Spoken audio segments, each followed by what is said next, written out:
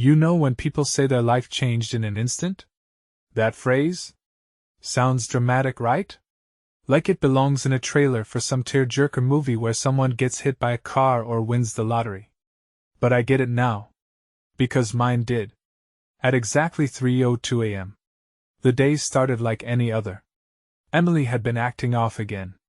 And by off, I mean she was full on ghosting me while living under the same roof.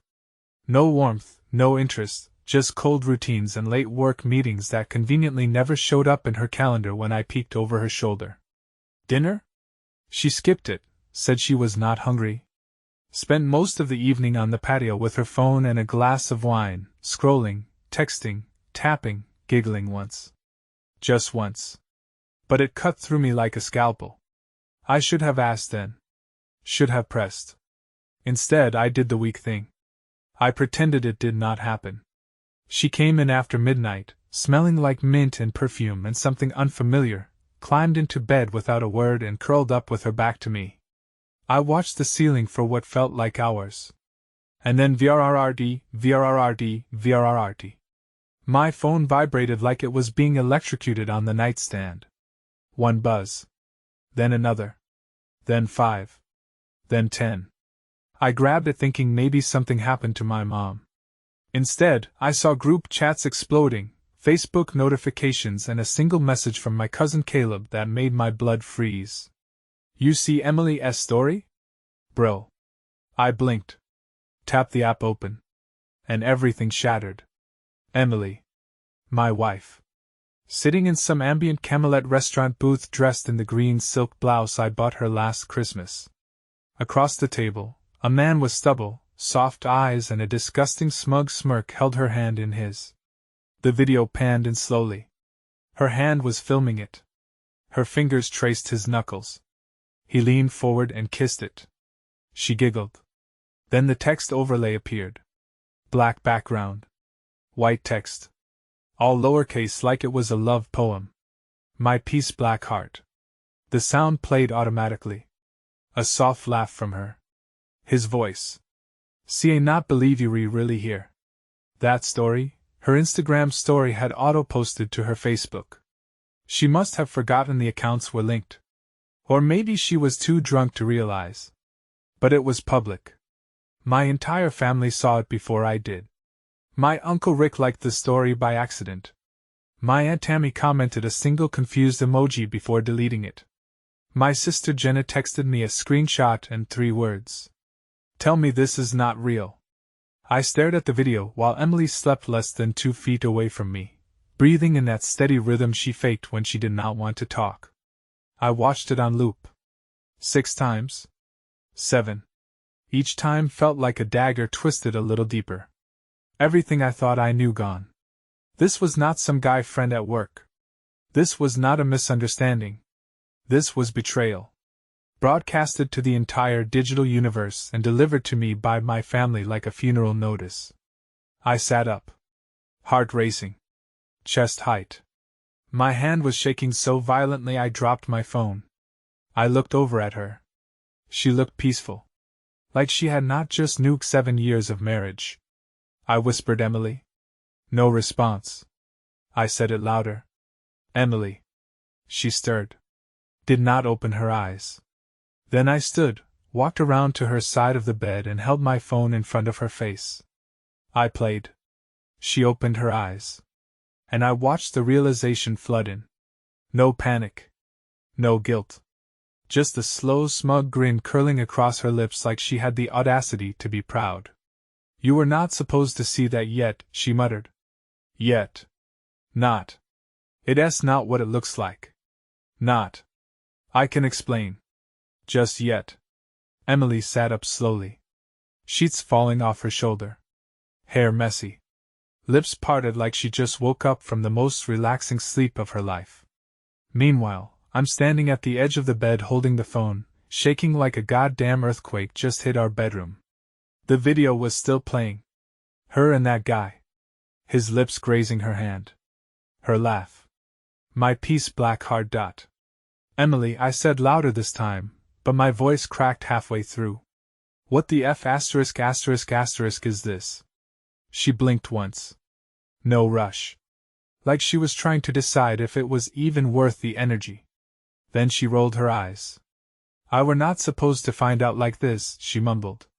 Still no apology. No panic. No fear. Just that tone that bitchy dismissive. I'm better than this tone. Like I was the one inconveniencing her now. Who is he? I asked. She smirked. His name is Adrian. And before you start, he treats me like a queen. Okay. I nearly dropped the phone again. I laughed. Not because it was funny. It was that kind of hollow, bitter laugh that comes out when your brain short circuits. A queen. I snapped. You remarried. You have a whole ass husband lying next to you in bed while you out there playing dress up with your new boyfriend in restaurants you never go to with me. And you post it online. I did not mean to post it to Facebook, she said, shrugging. That was an accident. Oh, well, in that case. Betrayal's fine as long as you do it discreetly, right? I asked her how long. She did not answer. I asked again. She looked me dead in the eyes and said, Does it matter? I swear to God, read it.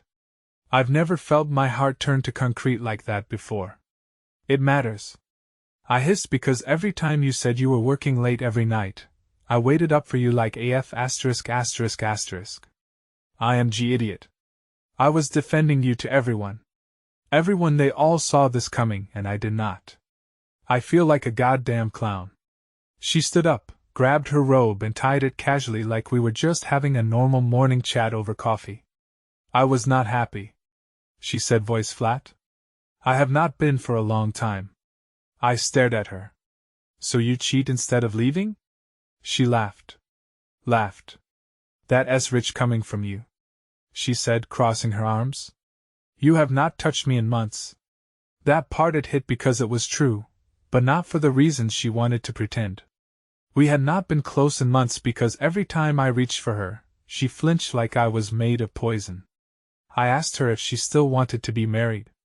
She took a breath like she was going to give a long dramatic answer. But all she said was, I do not know. Not yes. Not even no. I do not know. Like I was some temporary filler in her life she forgot to unsubscribe from. I asked her where she met Adrian. She told me it was at some gallery her friend dragged her to. 2 months ago. That's a lie. Because 2 months ago she claimed she was visiting her sick aunt in Tampa that weekend. I checked. The aunt was never in Tampa. She was at home in Wisconsin the whole time.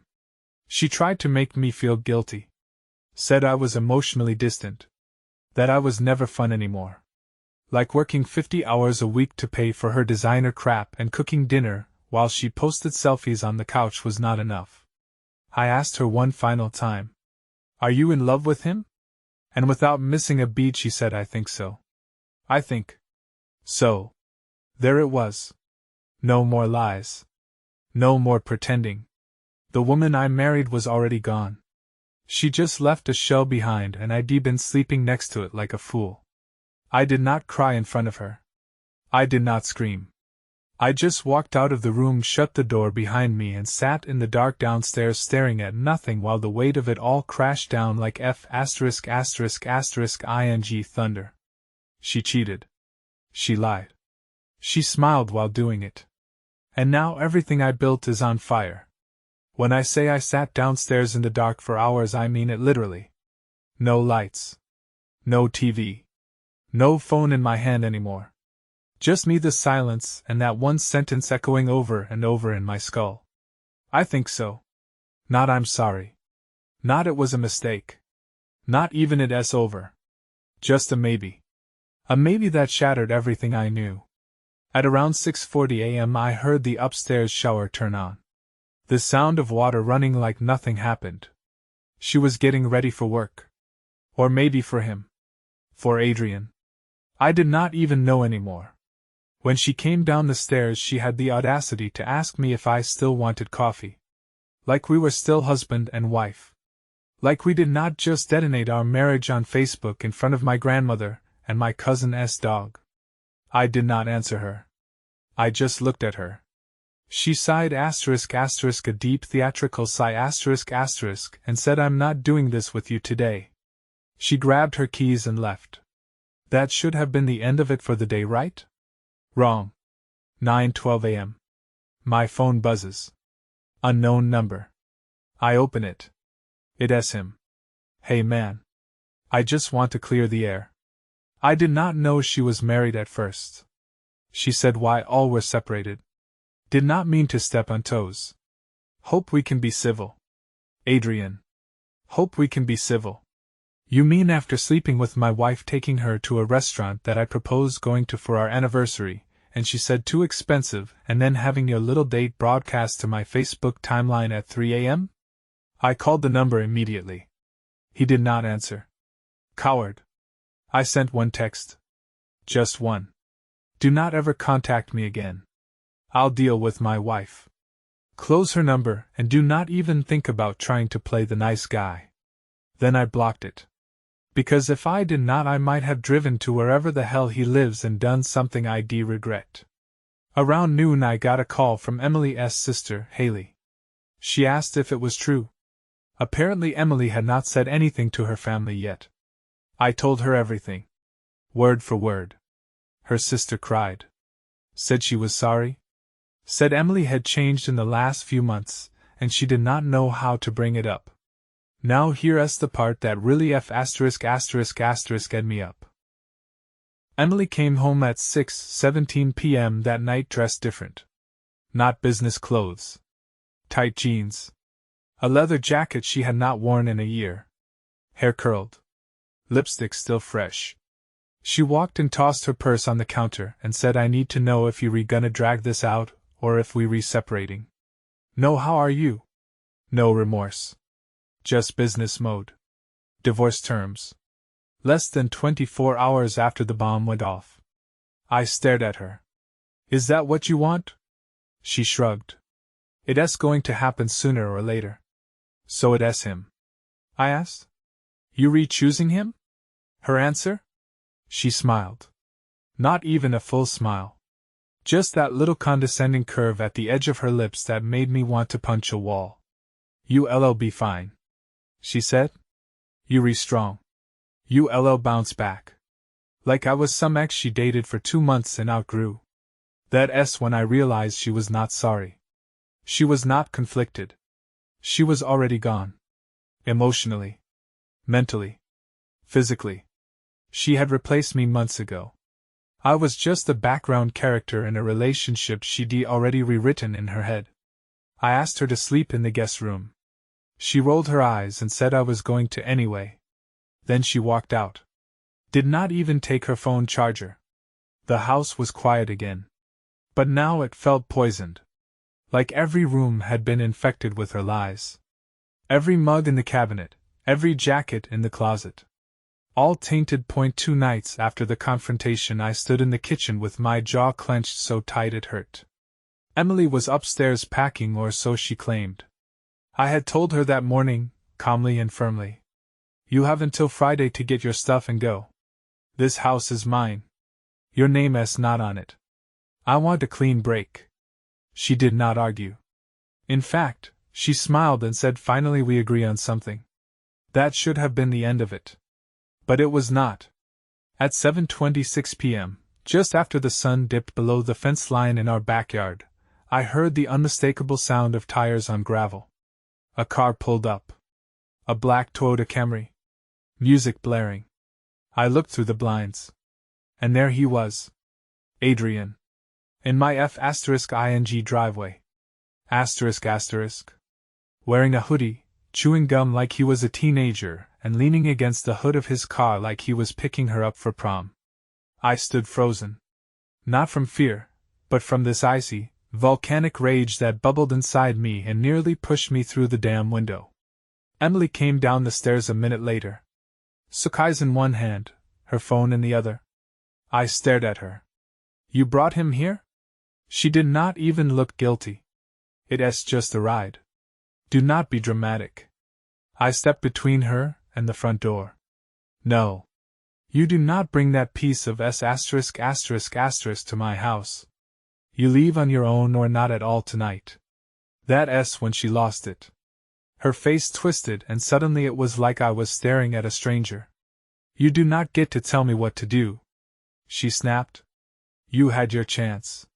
You chose being boring. You chose checking out. He actually listens. He makes me feel wanted. I did not speak. I did not move. I just stared because right then the switch flipped. I saw her for what she really was. Not confused. Not trapped. Calculated. Selfish. Entitled. She shoved past me. Literally shoulder checked me on her way to the door. Opened it wide. Adrian stepped up like he owned the place, grinned at me and had the balls to say, "Hey man. No hard feelings, right?" Before I could answer, Emily kissed him. Right there. In the doorway. In our house. Right where we hung our wedding photos once. Tongue and all. Just despite me. It was like watching someone piss on the ashes of everything we built. I turned away. I heard her say, "I'll come get the rest next week." I did not respond. I heard the car door shut. Engine revved. Gone. And just like that, 7 years torched in a single kiss. That night I sat alone with a bottle of bourbon and the box of letters she'd written me back when we still said, "I love you," without thinking. I did not cry.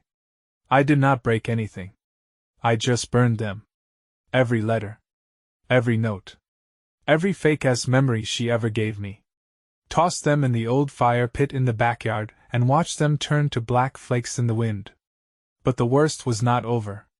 It was 3 days later she came back without knocking with him. And this time she did not want to talk. She wanted a fight. 3 days of silence. 3 blissful, bitter, echoing days with no Emily, no Adrian, no pathetic excuses filling my hallway like a stink I could not clean. I started to breathe again. Not fully. Not yet. But the air was getting lighter until that Saturday at 2:11 p.m. when her car pulled up again. This time she did not come alone. Adrian was back in my driveway, standing behind her like her little guard dog with a puffed-up chest. I watched from the living room window, jaw already clenching. She did not even bother to text or call, just showed up like she still had keys to my time and space. She walked up the steps wearing a fake smile and sunglasses like she was about to meet friends for brunch. Then she rang the doorbell. She rang it like a guest. Like this was some polite visit. I opened the door. Did not say a word. Just stared. "Hey," she said, voice sweet and tight. "I'm here to get the rest of my stuff." I pointed to the boxes I'd stacked in the hallway. All her junk packed neatly. She looked at them like I'd offended her. "I meant my things," she said, pushing past me. "Not what you decided to give back." Adrian followed. Slow. Scanning the room like he was just dying to comment on my furniture. I stepped between them, blocking his entry. "You're not coming in." He laughed. "Then it's just boxes." "What? You think I'm going to steal your couch?" I stared him down. "No. I think you're going to stay the strisk outside. Or I call the cops and say an intruder's on my property." Emily rolled her eyes, turning back toward me with that voice. The venom dipped. Sugar's slick voice she always used when she wanted control. "Stop being dramatic. You're not going to call anyone." That S when I pulled out my phone and held it up. Emily dialing. She blinked. She tried to play it cute. "Really? Over this?" I nodded. "You do not live here anymore. And I do not trust you. So yeah, really." Adrian held up his hands and backed off. Emily stormed in like she was storming Normandy. Opening drawers, going into rooms. Slamming doors open like she was looking for buried gold. She opened my office and tried to take the framed photo of my mom and I from the shelf. "Put that down," I said. "That was from our trip together." She hissed. "It's half mine. It's my mother." I snapped. "You do not own my mother." Then she crossed the line I did not see coming. She went for my safe. She knew the code. I heard the clicks and flew into the room. "What the F*** are you doing?" She turned with my passport and a folder of important documents. Birth certificate. Insurance. Old tax returns. I need these, she said, cool as ice. In case Adrian and I go somewhere. I snatched the folder out of her hands so fast she stumbled. She yelled, "Do not touch me," loud enough for the neighbors to hear. I froze. That scream was not fear. It was a performance. I stepped back, breathing hard, heart in my throat. She was grinning. And that S when I said it. Words I did not plan. Words that just tore out of my chest like shrapnel. You know what, Emily? You did not cheat on me. You freed me. You took the bullet I would have stepped in front of, and shot me in the back instead. And thank God. Because now I know exactly what you are. Her smile dropped. Gone. Just blank, venomous silence. You want to play victim? I said, go ahead. But in this house in front of me, you'll never be the innocent one again. She stood there, shaking. Her mouth opened like she was about to scream again. But nothing came out. Then finally she turned, snatched her bag, stormed out the front door without another word. Adrian followed like a stray dog. Did not even look back. I locked the door behind them. Then I changed the code on the safe, tossed her old keys in the garbage disposal and flipped the switch. It was done. Or so I thought. But this woman, she could not just disappear. She had one more stunt, a final desperate twist of the knife. And it came from the last place I ever expected. My job. You think once the bags are packed and the door slams for the last time, the nightmare is over? Nope, not with Emily. Because when you shatter a narcissist's illusion of control, they do not retreat. They retaliate.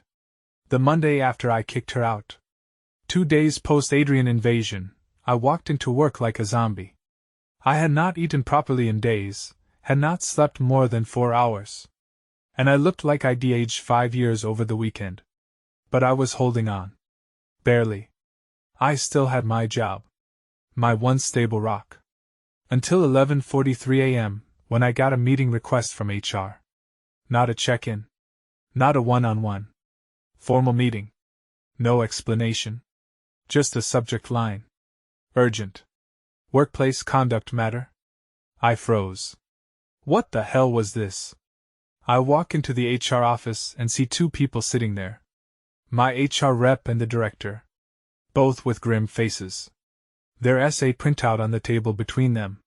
Before we begin, the director says we need to ask if this situation involves anyone else in the company romantically or personally. What?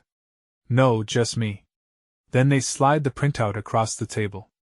It's an email from Emily, sent from her personal account to the company's anonymous tip line. Let me give you the highlights. I feel morally obligated to inform you that one of your employees, my name, has exhibited emotionally abusive behavior and may be unstable following a recent breakup. I worry about his state of mind and how it might affect his coworkers. He has mentioned violent thoughts in the past and keeps weapons in the house. Please treat this as a serious warning.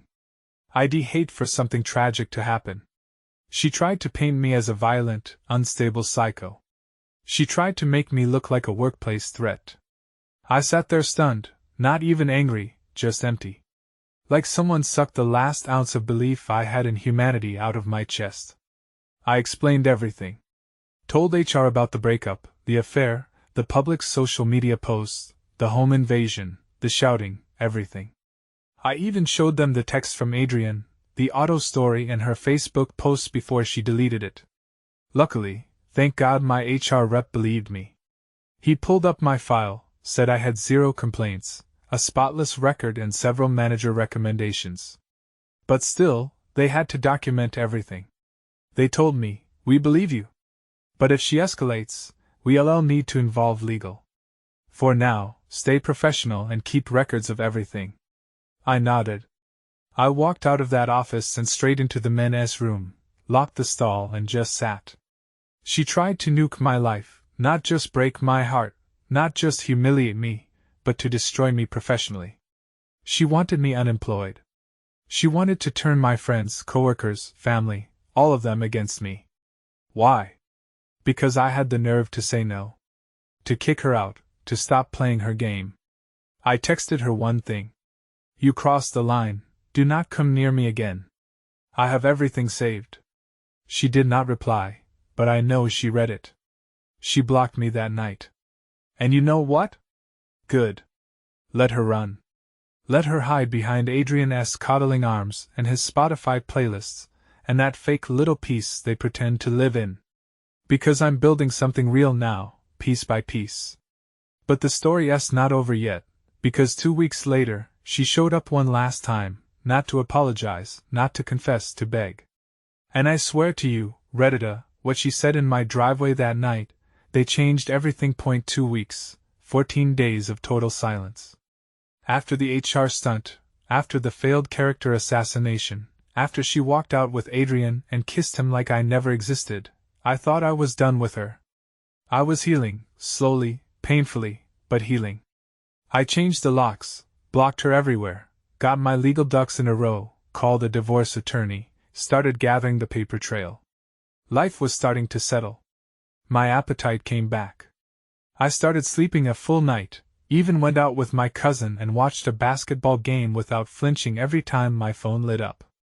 But Emily, she could not help herself. When a woman like that loses control, she does not walk away. She waits in the shadows for a weak moment, and then she strikes. It was a Friday night, 9:08 p.m., and I was finishing dishes when I heard a knock on the door, not the doorbell, a knock, soft, hesitant. I knew it. Before I even opened it, ing knew. I looked through the peephole, and there she was. Emily, no makeup, hoodie, wet eyes, holding something in her hand. I opened the door just enough to step out, and close it behind me. Did not say a word. She looked me over like I was a ghost she missed haunting. I did not know where else to go, she said, voice already cracking. My arms stayed crossed, my face blank. You're here now. So say what you came to say. She took a shaky breath. Her eyes darted to the ground. I left him, she said. Adrian left, meaning he probably got tired of the drama and bailed. I did not flinch. Okay, I messed up, she said. I was scared. I felt invisible. You did not even look at me anymore. She was crying now. Actual tears? It's not, voice shaking like a broken violin, but I did not move. Not 1 inch. You burned the house down, Emily, I said. You do not get to stand in the ashes and ask for a hug. And that's when she said it, the real reason she was there. I need your help, she whispered. I'm being evicted. I swear to God, I laughed out loud. I could not help it. It just spilled out of me like a gut punch of bitter relief. Are you serious? She nodded. Adrian moved out. He said I'm too much. I have not been working. I just need a place to stay for a little while. Just a couch, just until I get back on my feet. A couch, in the house she publicly embarrassed me from, with the man she cheated on me with. After she tried to destroy my career, I leaned in close and said something I did not plan, but meant every syllable of. You are not my problem anymore. Her face collapsed, like no one had ever said that to her before. Like she really genuinely thought she could destroy me and still come back when the world stopped clapping for her. You do not mean that, she whispered. I opened the door just a crack, stepped back inside and said I do. Then I shut it. She stood out there another 5 minutes. I watched through the blinds as she finally turned, got into her beat-up Honda and drove off. No goodbye, no drama, just silence. And I've never felt lighter.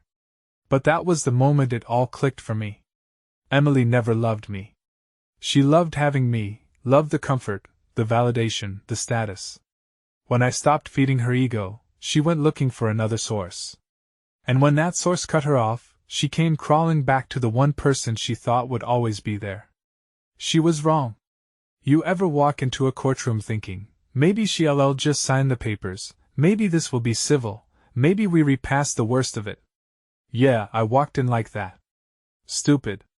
The hearing was scheduled for a Wednesday morning at 9 a.m. Neutral ground, A small local courthouse, nothing flashy. Just a final stamp to close the chapter. We were married for 7 years. No kids, no joint business. The house was mine before the marriage. All I wanted was peace and a signature. I sat there with my attorney going over the basics. Emily walked in 15 minutes late wearing a tight gray blazer like she was applying for a job she'd already been fired from. Adrian was not with her. Thank God. But the second she sat down at her table, my lawyer stiffened. I do not like that, he muttered, motioning toward the new folder in her attorney's hands. What? I asked. She's going for something. She added documents. Sure enough, when the judge asked if either party had any last motions or objections before proceeding, her lawyer stood up and said they'd like to submit a petition for asset reevaluation. I blinked. What the hell is that? I asked my attorney. It means she's coming for your house. My house. The house I inherited from my grandfather. The one I paid taxes on before I even met her. Her lawyer began rambling about emotional contributions, long-term partnership dynamics, and how Emily had provided non-financial support that entitled her to partial equity in the property. I almost stood up and laughed in that damn courtroom. Non-financial support? You mean the years she spent scrolling Instagram while I worked overtime? The dinners she did not cook, the bills she did not help pay, the comfort she stopped providing before the affair even started? My attorney shut it down. Laid out every paper trail, deeded my name, purchase dated pre-marriage, tax filings, household expense breakdown. But then Emily herself stood up to speak, and here came the final twist. Tears again, right on cue. She started telling the judge how I was emotionally distant, how she felt abandoned, and how the affair was not just a betrayal, it was a cry for help. She tried to weaponize her own cheating as justification for taking the roof over my head. She even said I thought he'd fight for me. But he just shut down. Like she was trying to paint me as the villain who gave up. The judge let her speak, listened, then turned to me, and I said calmly, I did not shut down. I broke. She did not want to be fought for, she wanted a backup plan in case Adrian did not last. And he did not. So here she is. Then I passed forward every piece of proof I had. Her Facebook auto story, screenshots of texts, the HR complaint email she sent, her showing up at my house after being blocked, her begging for a place to stay. The judge looked it over, took a long breath, and then said the words I'll remember for the rest of my life. There will be no division of this property. The marriage is dissolved effective immediately. Neither party is owed compensation. Boom, done. She did not even look at me. Just stared down at the floor like a child told she could not get dessert after throwing her dinner on the ground. Afterward in the hallway, she actually tried one more time. Grabbed my sleeve as I passed. I did not mean for it to end like this, she whispered. I looked at her, not angry, not smug, just done. Neither did I said, but I'm glad it did. I walked out into the sunlight feeling 10 pounds lighter.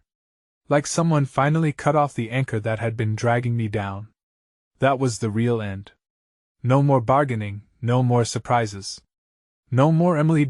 You'd think after court, after the lies, the crocodile tears, the attempted asset grab, everyone would go their separate ways. That we'd finally be done. No more texts, no more games. I had the divorce decree in my hand. I was free, but 3 days after the ruling, I got a DM on Instagram from Adrian. Yes, that Adrian. I almost did not open it, but curiosity got the better of me. The message was short, just, hey, I know I'm the last person you want to hear from, but I think we should talk. I did not know everything, not until now. I stared at it for a while. My first instinct was to block him and move on, but something in that message felt different. There was no swagger, no smugness, just exhaustion.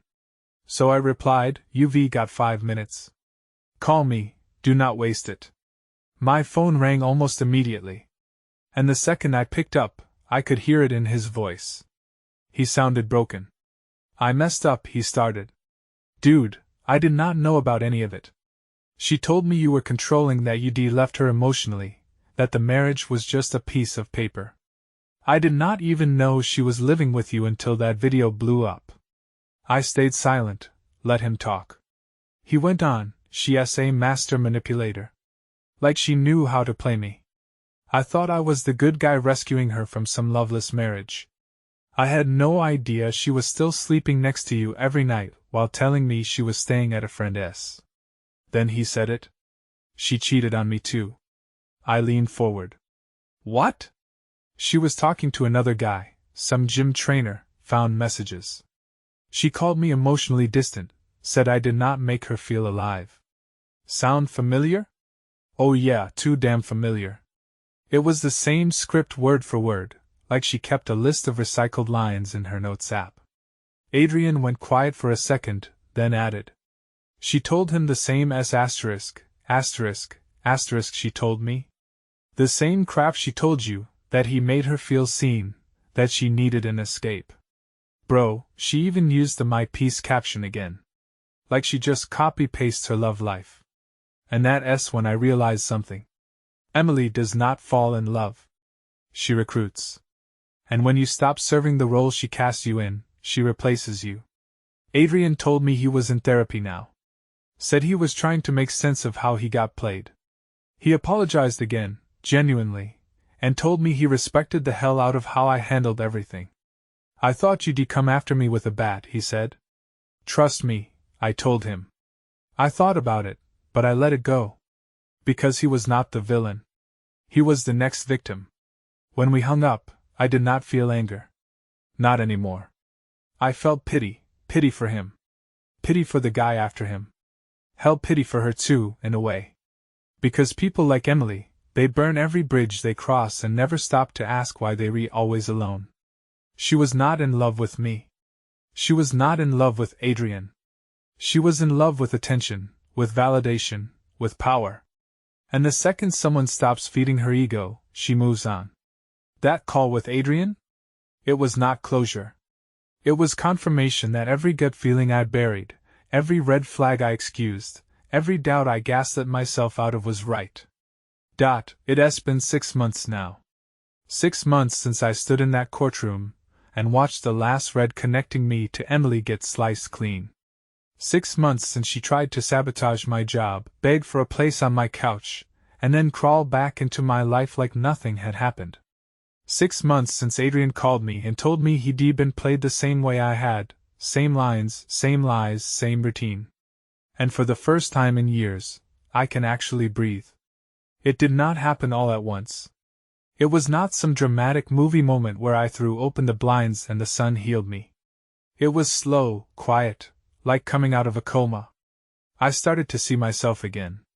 Not the tired, gaslit, walking on eggshells version of me that she left behind, but the man I used to be before I got dragged into her hurricane. I remember the first time I genuinely laughed again. Not the polite chuckle, not the bitter smirk, but a full, head-thrown-back kind of laugh. It was stupid. Something my buddy Tyler said while we were grilling. But for that split second, it hit me. I was alive and she was not in the room anymore. Not in my house, not in my head. I've got no contact, completely changed my number, new locks, deleted the old photo albums, burned what needed burning. I even repainted the house, got rid of every color she picked. The place looks brighter now, feels like mine. I started seeing a therapist too. Not because I felt broken, but because I realized I had spent years trying to shrink myself to keep a woman happy who never loved me, only what I could give her. So here's what I've learned. For the guy reading this right now, living what I lived, this part is for you. If your gut says something's off, it is. It does not matter how much you love her, how much you've built together, or how loudly she accuses you of being paranoid. If you constantly being made to question your reality, you not in a relationship. You in a trap. Love is not supposed to feel like a test. You should not have to prove your worth every day just to avoid being replaced. You should not have to compete with someone's phone, someone's DMs, or their imaginary version of a better man. You can love someone and still walk away. There was a time I loved Emily. Deeply, I would have taken a bullet for her. But love does not excuse abuse. And walking away was not weakness. It was the strongest thing I've ever done. Forgiveness does not mean re-entry. If she cheated, manipulated, lied, and tried to destroy you, and you still want to forgive her for your own peace, do it. But do not let her back in. That woman is not your responsibility anymore. You owe her nothing. Not closure. Not comfort. Not kindness if it comes at your expense. I do not hate Emily anymore. You see, not hate something that hollow forever. At some point, you just stop feeling anything. She is someone I used to know. That's it.